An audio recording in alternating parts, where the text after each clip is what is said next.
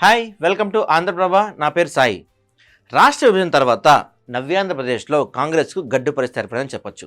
10 ఏళ్ల పాటు అధికారానికి దూరమై ప్రజలకు దూరమైంది. ఈ ఎన్నికల్లో కాంగ్రెస్ కొంచెం పుంజుకోవచ్చని రాజకీయ విశ్లేషకులు భావిస్తున్నారు. అయితే అది సీట్ల దాకా వెళ్తుందని ఎవరు చెప్పడం లేదు. కాకపోతే ఓట్ల శాతాన్ని అయితే పెంచుకునే అవకాశం ఉంటుందంటున్నారు.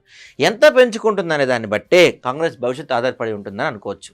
సార్వత్రిక ఎన్నికలు సమీపిస్తున్న తరుణంలో తిరిగి పార్టీని ప్రజల్లో తీసుకెళ్లేందుకు పిసిసి చీఫ్ షర్మిల కృషి చేస్తున్నారు. ఇందులో భాగంగానే తెలంగాణ సీఎం రేవంత్ రెడ్డి ఏపీ ఎన్నికల ప్రచారంలో పాల్గొంటున్నారు. ఒకప్పుడు ఆంధ్రప్రదేశ్ అంటే కాంగ్రెస్ పార్టీ కంచుకోట అనే పేరుండేది. కాంగ్రెస్ను అమితంగా ఆదరించిన ఆంధ్రప్రదేశ్ రాష్ట్ర విభజన తర్వాత దూరం పెట్టారు ఆంధ్ర రాష్ట్ర ప్రజలు. విభజన కన్నా ఎక్కువగా జగన్ సొంత పార్టీ పెట్టుకోవడం కాంగ్రెస్ పార్టీకి ఎక్కువ నష్టం చేసింది. కేడర్ అంతా పార్టీకి వెళ్ళిపోవడంతో కాంగ్రెస్ నిర్వీర్యం అయిపోయింది. నవ్యాంధ్రప్రదేశ్లో కాంగ్రెస్కు ఇప్పుడు ఉనికి కాపాడుకోవడమే కష్టంగా మారింది. రాష్ట్ర విభజన అంశం సీమాంధ్ర ప్రాంతంలో కాంగ్రెస్ పార్టీని తీవ్రంగా దెబ్బకొట్టింది. మునుపెన్నడూ లేనంత స్థాయిలో ఘోరమైన పరాభవాన్ని 2014 ఎన్నికల్లో ఆ పార్టీ చవిచూసిందని చెప్పొచ్చు.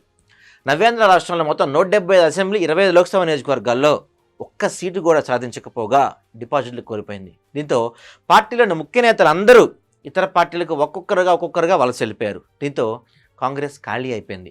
2019 ఎన్నికల్లో ఆ పార్టీ పోటీ చేసిందా లేదా అన్నది కూడా పెద్దగా ఎవరూ పట్టించుకోలేదు. అయితే షర్మిల తెలంగాణలో పార్టీ పెట్టుకున్నారు. కానీ అక్కడ పరిస్థితులు అంతా అనుకూలంగా కనిపించకపోవడంతో కాంగ్రెస్లో విలీనం చేయాలనుకున్నారు, చేసేశారు. కానీ ఆమెను తెలంగాణ రాజకీయాల్లో కీలక పాత్ర పోషించడానికి కాంగ్రెస్ నేతలు అంగీకరించలేదు. ఆమె వల్ల పార్టీ నష్టపోతుందని, ఆమెకు ఏపీ కాంగ్రెస్ బాధ్యతలు ఇవ్వాలని అన్నారు. ఆ ప్రకారం తెలంగాణ అసెంబ్లీ ఎన్నికలు పూర్తయిన తర్వాత కాంగ్రెస్ జరిపారు షర్మిల. కొద్ది రోజులకే ఏపీ పీసీసీ చీఫ్గా ప్రకటించడంతో ఆమె రంగంలో దిగారు. వరుసగా పర్యటనలు చేస్తున్నారు. దీంతో మళ్ళీ కాంగ్రెస్ పుంజుకుంటుందని కొంతమంది కాంగ్రెస్ నాయకులు, కార్యకర్తలు అయితే ఆశపడుతున్నారు. అయితే షర్మిల ఏపీ బాధ్యతలు తీసుకుంటే తాము పూర్తి స్థాయిలో సహకరిస్తామని రేవంత్ రెడ్డి కూడా హామీ ఇచ్చారు. 2 సార్లు షర్మిల రేవంత్ రెడ్డిని కలిసి ఏపీలో పార్టీ బలోపేతమై చర్చించారు. 10 ఏళ్ల పాటు తీవ్ర ఒడిదుడుకులు ఎదుర్కొన్న కాంగ్రెస్ ఈ ఎన్నికల్లో అయినా పుంజుకునేందుకు తన చరిష్మాను ఉపయోగించడానికి సిద్ధమయ్యారు.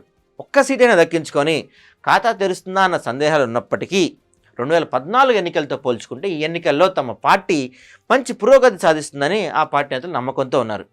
అభ్యర్థులు దొరకని పరిస్థితి నుంచి ఒక్కో స్థానానికి 4-5 అభ్యర్థులు పోటీ పడే స్థాయికి వచ్చామని, రాష్ట్రంలో 175 అసెంబ్లీ స్థానాలకు గాను 1300 దరఖాస్తులు అందాయని కాంగ్రెస్ వాళ్ళు చెప్తున్నారు.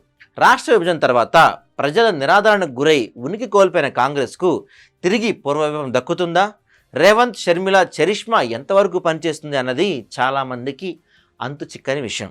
ప్రస్తుతం తెలంగాణ సీఎం రేవంత్ రెడ్డి విశాఖ పర్యటన ప్రాధాన్యతను సంతరించుకుంది. విశాఖలో స్టీల్ ప్లాంట్ ప్రాంగణంలో జరిగే మహాసభలో రేవంత్ పాల్గొనున్నారు. ఈ వేదిక సాక్షిగా అధికార ప్రతిపక్ష పార్టీలను ఎండగట్టనున్నారు. విశాఖ స్టీల్ ప్లాంట్ ప్రైవేటీకరణ, వాల్తేర్ రైల్వే జోన్, రాష్ట్రానికి ప్రత్యేక హోదా అంశాలను ఎన్నికల ప్రచారాస్త్రాలుగా కాంగ్రెస్ పార్టీ ఎంచుకుంది. ఇప్పటికే పీసీసీ చీఫ్ షర్మిల విమర్శనాస్త్రాలతో ప్రతిపక్షాలపై విరుచుకుపడుతున్నారు. రేవంత్ రెడ్డికి ఏపీలో మంచి ఆదరణ ఉంది. ఆయన దూకుడు రాజకీయానికి అభిమానులు గట్టిగానే ఉన్నారు. మరి ఈ అభిమానం ఓట్లు తెచ్చిపెడుతుందా లేదా అన్నది చూడాల్సి ఉంది.